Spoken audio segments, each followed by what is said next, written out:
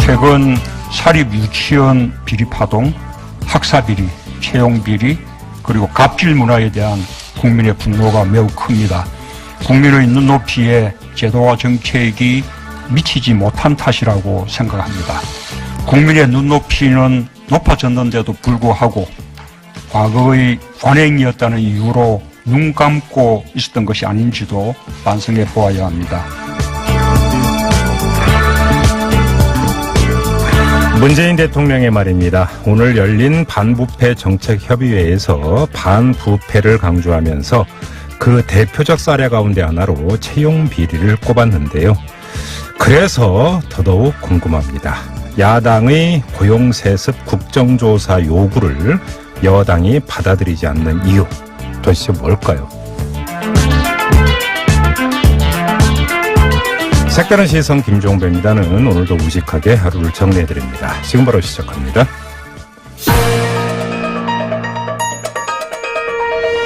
핵심을 놓치지 않는 깊이 있는 뉴스 토크. 곽재훈, 차윤주의 꽉 찬 뉴스.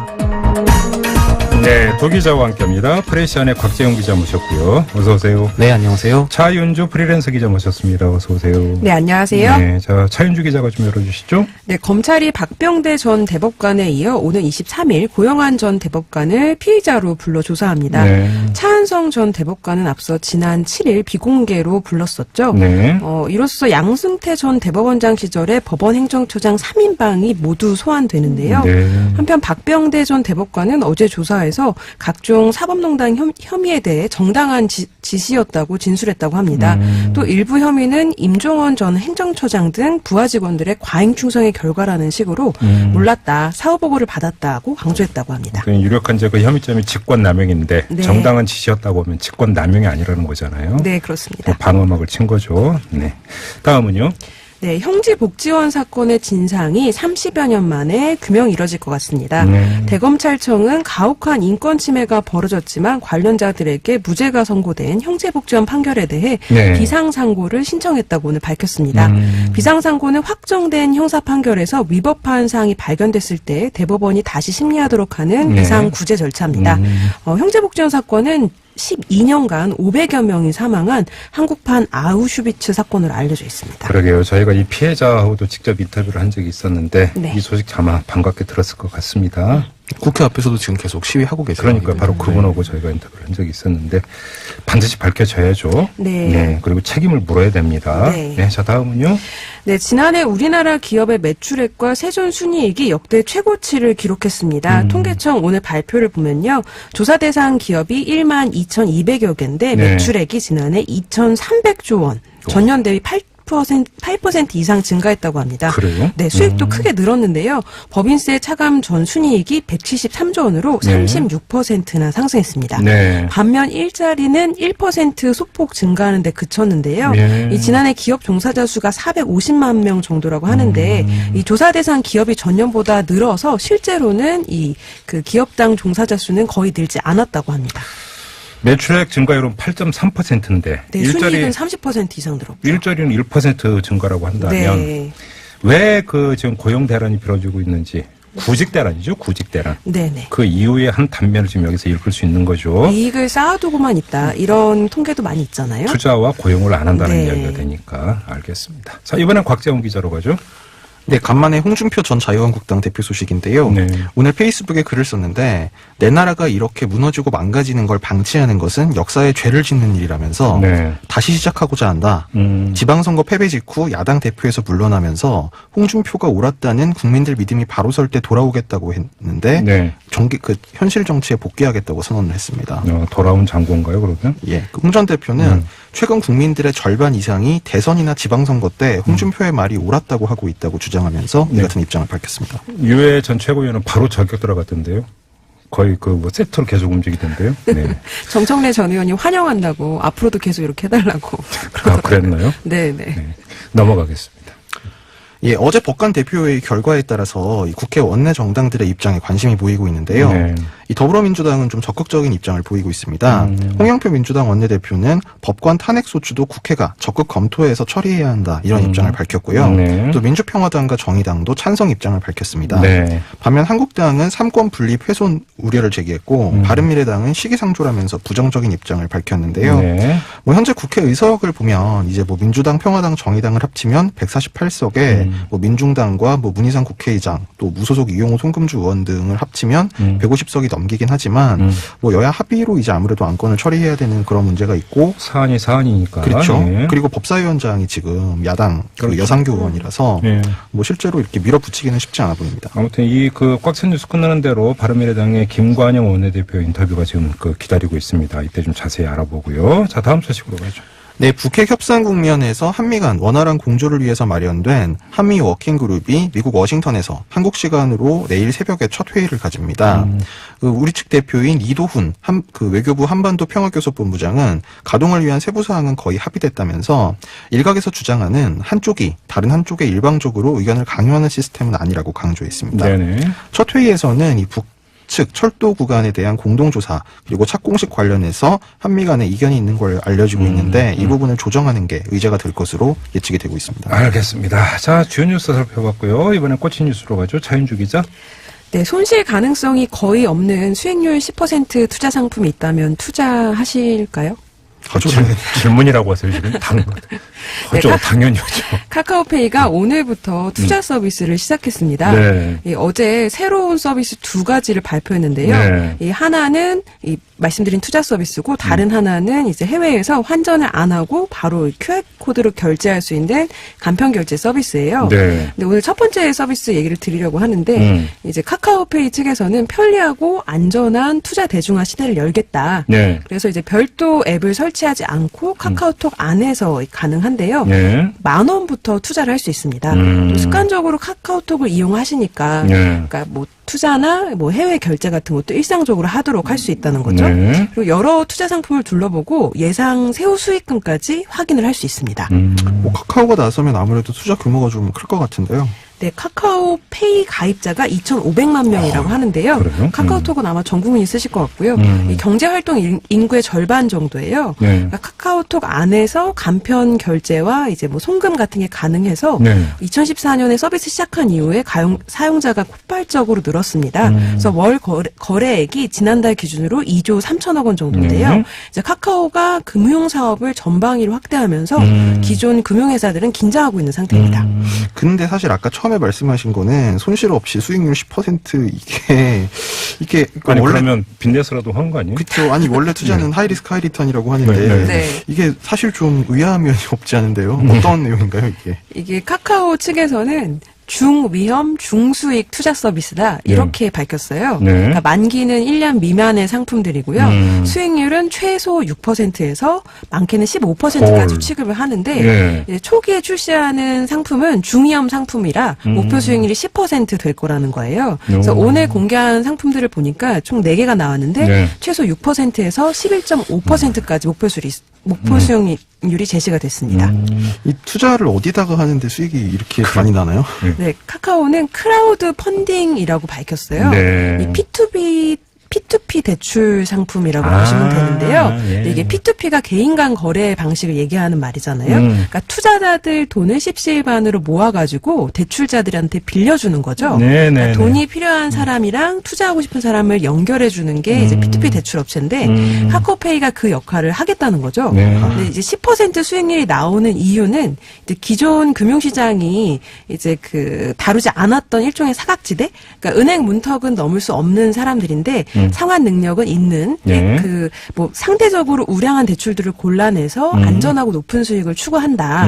그래서 20%대 고금리 시장으로 갔던 대출자들을 10%로 이제 대출을 받을 수 있도록 해주고 그런 사람들한테 이제 적당히 높은 이자로 돈을 빌려주자는 거죠. 뭐 간단히 얘기하면 대출 상품이잖아요. 대출 상품. 네, 맞습니다.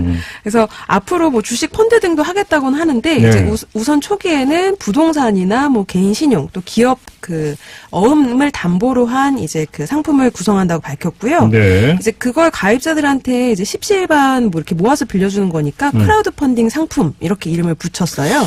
근데 P2P 대출이 맞습니다. 근데 이 P2P 대출은 사실 그 전부터 뉴스가 많이 나왔거든요. 네. 이게 이제 그 중간 시장이다라는 얘기도 있었지만 안 좋은 얘기도 그러니까 기사가 많이 나왔던 걸로 제가 알고 있는데. 네, 어제 오늘도 금융감독원에서 뭐 이제 사기 사건을 발표해가지고 기사가 나왔었는데요. 예. 이게 P2P 대출이 한때 뜨는 핀테크 사업으로 좀 주목을 받았었거든요. 네. 관리 감독이 잘 안 이루어지니까 사기 사건에 악용되는 경우가 좀 있었어요. 네. 그래서 또 생각해보면 이 사업의 본질이 고리 대금업이긴 합니다. 그래서 그런 비판이 있으니까 이제 카카오 측에서는 크라우드 펀딩이라는 좀 중립적으로 보이는 단어를 쓴 것 같고요. 아, 예. 네, 또 투자 서비스를 시작한다 이렇게 얘기를 했는데 이제 사실 P2P 사업, 그러니까 대부업에 진출을 한 건데 이 마케팅을 좀 잘했다는 평가를 해줄 수 있을 것 같고요. 투자 서비스가 아니라 대출 서비스 아니에요? 네, 맞습니다. 네. 네, 카카오는 하는 얘기가 이제 P2P 대출이 상품 자체에 문제가 있는 건 아니고 그동안 관리가 안 됐던 거다. 그러니까 부동산 담보가 상품 같은 경우에는 우리가 직접 가서 확인하고 심사해서 상품을 만들어서 안전할 거다 이렇게 얘기하고 있습니다. 근데 이거저거 다 떠나서 정말 손실 안 나는 겁니까? 네, 그게 문제인데요. 네. 이제 일단 그러니까 투자 상품을 제공하고 실제 운영하는 업체가 조금 문제가 있습니다. 이 피플 펀드라는 P2P 업체인데요. 아. 이제 이번 서비스 때문에 카카오가 최근에 이 피플 펀드에 투자를 집행하면서 좀 주목을 받았었는데 아, 실무 회사는 피플 펀드다. 네, 예. 네. 원래 피플 펀드가 사실 하고 있던 사업을 카카오페이가 가져와서 하는 겁니다. 아, 예. 네. 근데 이제 검찰 수사를 앞두고 있어요, 이 업체가. 오. 네, 왜냐하면 이 개인 신용을 담보로 해가지고 묶은 트렌치 상품이라는 걸 판매를 했는데 네. 예, 동일한 담보를 여러 상품에 넣어서 이제 담보 가치 이상으로 돈을 대출받은 사례가 적발이 된 거예요, 금감원한테. 그래서 금감원이 최근 검찰에 이제 수사 의뢰를 한 게 이번에 드러나서 논란이 되고 있습니다. 네. 이게 왜냐하면 담보가 이제 상환 능력이기 때문에 이걸 부풀려서 평가하면 그만큼 투자자들은 나중에 돈을 이제 손실이 날 위험이 커지는 거거든요. 예. 그래서 굉장히 위험한 상품일 수 있다는 얘기가 나오고요. 이제 실제로 오늘 제가 이제 방송도 할 겸 또 호기심 때문에 한번 들어가서 실제로 이제 투자를 해봤는데 얼마였어요? 저 10만 원 했습니다. 네. 네. 네. 본 투자 상품은 원금과 수익을 보장하지 않습니다. 이렇게 바로 뜨더라고요. 그래서 제가 깜짝 보장하지- 네, 이미 눌렀는데. 아니, 잠깐, 네. 대표가 10% 수익률을 보장한다고 했다고요? 아까 그랬잖아요. 네, 마이너스 수익 날 가능성은 거의 없다 이렇게 얘기를 했었는데 어제 네. 기자간담회에서 네. 이게 초반에 상품을 띄우려고 언론 플레이를 좀 과하게 한 걸로 보여요. 이게 사실 투자자가 상품을 정확히 파악하고 결정할 수 있게 해야 되는데 이게 나중에 탈이 나지 않을까 좀 우려가 됩니다. 네, 자, 투자는 본인 책임하에 하셔야 됩니다. 네, 그래서 네. 네. 제가 그러니까 한 말씀만 드리면 땅 짓고 헤엄치면서 돈 버는 경우는 거의 없다. 맞습니다. 이렇게 정리하면 되는 거잖아요. 네. 그러죠? 네, 그냥 앉은 자리에 10% 수익률을 낸다니까. 알겠습니다. 네. 자, 전화로 말씀 듣고 이어가겠습니다. 네, 꽉 찬 뉴스 진행하고 있는데요. 이번엔 곽재용 기자에게 꽂힌 뉴스 들어보겠습니다. 어떤 내용인가요? 네, 이재명 지사와 친문 비문 논란 이렇게 뽑아봤습니다. 어제 저희가 뭐 그 두 명의 변호사 연결해서 인터뷰도 한 바가 있는데 이 해경군 김씨 사건, 네, 그 사건이죠. 네. 네, 친문과 비문에 따라서 입장의 온도차가 있다 이 얘기인가요? 근데 이제 그 선입견을 갖고 보면 친문 쪽에서 좀 비판적일 것 같은데 정작 이 사건 터지고 나서는 그러니까 지난주 토요일이죠. 경찰 수사 결과 발표 이후에는 반응들이 좀 묘합니다. 그러니까 네. 언론 프레임과는 좀 정반대 현상이 나타나고 있거든요. 그래요? 무슨 얘기인데요? 그러니까 아시다시피 어제 이해찬 대표 같은 경우에는 기자들이 계속 이제 물어보는데 명확한 입장을 뭐 얘기를 해달라는데 뭐 이제 좀 그만하자 이렇게 네. 좀 끊었고 버럭했다면서요? 홍영표 원내대표도 뭐 좀 사태를 좀 더 지켜봐야 되지 않겠느냐 공당으로서 어떤 조치를 취하기 위해서는 뭐 그냥 그 정도 입장이었어요. 네. 그리고 뭐 언론에서 이제 친문 핵심으로 분류되기도 하고 이 이재명 지사 고발했던 전해철 의원도 어제 언론 인터뷰 보면 당시에는 이 해경군 김 씨가 이 지사와 관련 있는 인물일 걸로 생각을 못했다. 그래서 이후 당내 분란 등으로 고발을 취하했는데 네. 결과가 이렇게 나와서 당황스럽다. 오히려 이렇게 좀 뭐랄까요. 좀 다소 좀 차분한 그런 반응을 보이더라고요. 당대표 경선할 때 왜 김진표 의원이 이재명 지사 보고 탈당하라고 그랬었잖아요. 예. 어떤 반응인가요? 이제 김진표 의원 같은 경우도 이제 핵심 친문 중진으로 꼽히는데 오늘 또 인터뷰에서 이 문제가 당의 분열을 일으키는 문제여서는 안 된다. 그래서 법원 판결이 확정될 때까지 지도부에 맡겨놔야 된다. 이렇게 얘기했고요. 네. 그래서 뭐 당이 출당시켜야 된다고 보느냐 이렇게 물어봤더니 뭐 수사 첫 단계에서 당이 어떤 결정을 하는 게 적절하지 않다. 이재명 지사가 판단할 문제라고 생각하는데 다만 경기도정 책임을 끌고 가야 되기 때문에 당이 어떤 분열 요인을 증가시키는 결정을 성급히 내리는 건 오히려 분열 요인을 극대화할 수 있다. 신중한 접근이 필요하다. 그러니까 좀 더 굉장히 신중한 톤으로 얘기를 했습니다. 그래요? 그러면 이른바 그 언론에 의해서 비문으로 분류되는 사람들은 뭐라고 하던 거예요? 그 예를 들면 이제 이종걸 의원 같은 경우에 어제 네. 트위터에 이런 글을 써서 좀 화제가 됐었어요. 네. 이제 무죄 추정 원칙으로 재판 결과가 나온 뒤에 이 조치를 취하려고 하면 정쟁이 장기화된다. 당이 조사단을 구성하는 방안을 검토할 필요가 있다. 이렇게 얘기했고요. 자체 조사해야 된다 이런 예, 거죠. 예. 그러니까 당에서 자체적으로 조사를 해야 되고 또 이재명 지사를 겨냥해서도 사법 절차로 무죄를 다투는 트랙과는 별개로 국민과 당원 앞에 신속히 소명해라. 이렇게 촉구를 했습니다. 아무튼 친문과 비문의 온도차가 있긴 한데 예상과는 정반대의 온도차다 이런 거네요. 정리를 하면. 이제 그게 좀 그래서 오히려 좀 뭐랄까 흥미랄까 눈길을 끄는 요소인데요. 네. 뭐 딱 이종걸 의원뿐만이 아니고 소위 이제 분류하자면 비문으로 분류되는 어떤 의원도 오늘 통화를 해보니까 네. 당에서 액션을 좀 취해야 된다. 뭐 재판 결과가 나올 때까지 무죄 추정이긴 한데 예를 들면 당원권 정지 정도는 시킬 수 있는 거 아니냐 이렇게 얘기를 했고요. 예. 오히려 또 친문 쪽으로 분류되는 분은 아니 무슨 당원권 정지를 시키냐. 그 잘못하면 무고로 당이 지금 곤란해진다. 뭐 예를 들면 트위터 상에서 어떤 지지자들이 요구하는 거를 놓고서도 아니 뭐 트위터 상에 극렬 지지자들이 요구하는 대로 당이 그 다 해야 되냐. 오히려 그런 반응을 보이더라고요. 그래요? 근데 이종걸 의원은 원내대표도 하고 그랬으니까 그냥 네. 가볍게 들을 수만 없을 것 같기도 한데 이 비문 쪽이 이렇게 더 비판 발언을 좀 활발히 하는 이유가 뭘까요? 이게 한 두 가지 정도 이유가 있겠는데요. 첫 번째로는 이게 정파를 탈 문제가 아니라는 겁니다. 그러니까 사실 뭐 현역 의원들 중에는 원래부터 이재명 지사와 가까운 의원들은 원래부터 좀 소수였고 네. 이제 아무래도 당 소속 광역단체장이라는 점에서 이게 뭐 어떤 당 내의 어떤 정파를 따지는 문제는 아니다 이런 거고요. 두 번째로는 오히려 이제 이 친문으로 분류되는 정치인들은 뭔가 자기가 좀 비판적인 말을 한마디 하면 이제 이게 막 개파적인 구도 때문에 이런 걸로 몰려갈까봐 네. 오히려 좀 발언을 굉장히 조심스러워하는 분위기가 감지가 되더라고요. 그래요. 근데 이 정치의 생리라고 하는 게 경쟁은 때가 없는 거잖아요. 항상 이루어지는 거 아닙니까? 그게 또 속성이기도 한데 네. 이건 어떻게 봐야 되는 거예요? 그러니까 말씀하신 대로 이게 뭐 그 정치 권력을 다투는 경쟁은 뭐 여야가 없고 피하가 없는데 뭐 당연히 근데 어떤 기본 전제가 있어요. 당 소속 단체장을 때리면 기본적으로 당에는 손해입니다. 전혀 이득이 아니죠. 물론이죠. 근데 그럼에도 불구하고 이 당 소속 지사를 같은 당 사람이 때린다는 거는 그거를 상쇄하는 어떤 정치적인 이득이 확실할 때나 보통 하는 겁니다. 최소한 플러스 마이너스 제로는 돼야 된다. 예, 뭐 예를 들면 뭐 이명박 정부 때도 뭐 당 소속 의원들을 이제 좀 뭐 민간인 사찰 그런 건 불법입니다만 네. 이제 그런 걸 함으로써 좀 대통령의 어떤 그 국정 중심축을 확고하게 가져오려는 그런 의도가 있었고 이번에 또 예를 들면 뭐 이재명 지사를 누가 나서서 공격한다면 뭐 차기 주자 한 명을 좀 정리한다던가 뭐 차기 대선이나 총선까지 노리고요. 뭐 그럴 만한 이득이 있어야 사실 그게 말이 될 텐데 네. 근데 문제는 지금 이재명 지사가 위치가 많이 흔들리고 있거든요. 그래서 당 소속 어떤 인사한테 아니 예를 들면 친문으로 분류되는 그러니까 그 제가 물어본 의원이 친문으로 분류되는 건 아니었지만 네. 친문그룹 입장에서는 예를 들면 차기 대선 구도라던가 아니면 총선 공천 같은 것까지 생각하면 네. 좀 공격적으로 나올 수도 있지 않을까 왜 이렇게 좀 조용하냐 이렇게 물어봤더니 이재명이 지금 무슨 대선 주자냐 이렇게 얘기를 하더라고요. 이미 좀, 끝났다. 좀 위험한 뭐 이런 발언인데 건가요? 네. 그러니까 뭐 지금 이미 여러 가지 의혹이 너무 많이 제기가 됐는데 이걸 어떻게 버틸 거냐 뭐 이런 얘기를 하더라고요. 알겠습니다. 그냥 이렇게 정리하죠. 민주당에 고민이 많구나. 예, 그렇습니다. 네.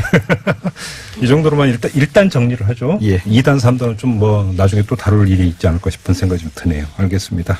자, 꽉 찬 뉴스 이렇게 마무리하겠습니다. 차윤주, 곽재훈 두 기자와 함께했습니다. 고맙습니다. 네, 감사합니다.